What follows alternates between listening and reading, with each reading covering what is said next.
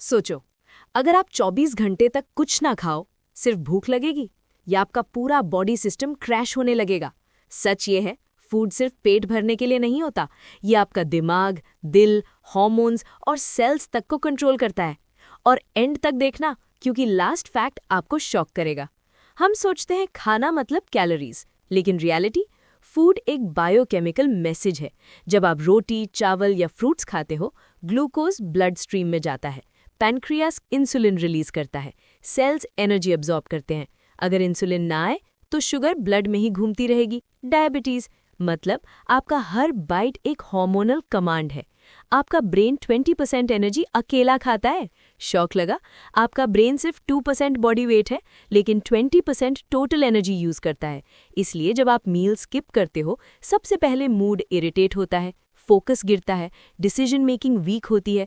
इसलिए एग्जाम से पहले भूखे मत जाओ। फूड लिटरली आपका आईक्यू टेम्परेरीली चेंज कर सकता है। आपका हार्ट भी फूड पे डिपेंडेंट है। दिल सिर्फ इमोशनल चीज नहीं है, ये एक नॉन स्टॉप पंप है। हर सेकंड बीट करता है बिना ब्रेक। इसको कांस्टेंट ग्लूकोज और फैटी एसिड्स चाहिए। अगर इलेक्ट्रोलाइट्स डिस्टर्ब हो गए, पोटेशियम या सोडियम लो हो गया, हार्ट बीट इरेगुलर हो सकती है। इसलिए फास्टिंग और क्रैश डाइटिंग डेंजरस हो सकती है अगर अनकंट्रोल्ड हो। आप अकेला नहीं खाते, 100 ट्रिलियन बैक्टीरिया भी खाते हैं। आपके गट में ट्रिलियंस बैक्टीरिया रहते हैं।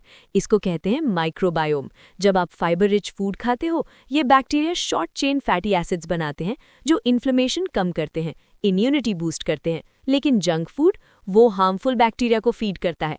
मतलब आप जो खाते हो वो डिसाइड करता है कौन जीतेगा, गुड बैक्टीरिया या बैड बैक्टीरिया। एनर्जी का रियल गेम है एटीपी। स्कूल में पढ़ा होगा एटीपी, एडिनोसिन ट्राइफॉस्फेट। ये ही बॉडी का असली करेंसी है। जो खाना आप खाते हो वो माइटोकॉन्ड्रिया के थ्रू कन्वर्ट होता है एटीपी में। और अगर माइटोकॉन्ड्रिया वीक हो गए तो फटीग, वीकनेस, ब्रेन फॉग। मतलब A to N, B to C, D to F, यानी फूड, माइटोकॉन्ड्रिया, एटीपी, लाइफ। अगर 24 से 72 आवर्स ना खाओ तो क्या होता है? 0 to 6 आवर्स ग्लूकोज यूज होता है, 6 to 24 आवर्स ग्लाइकोजन खत्म, 24+ hours body fat burn start, 48+ hours muscle breakdown start. Body survival mode में चली जाती है, हार्मोन्स शिफ्ट होते हैं, मेटाबॉलिज्म स्लो हो जाता है। इसलिए लॉन्ग टर्म स्टार्वेशन डेंजरस होती है। फूड आपके जीन्स तक को इन्फ्लुएंस करता है।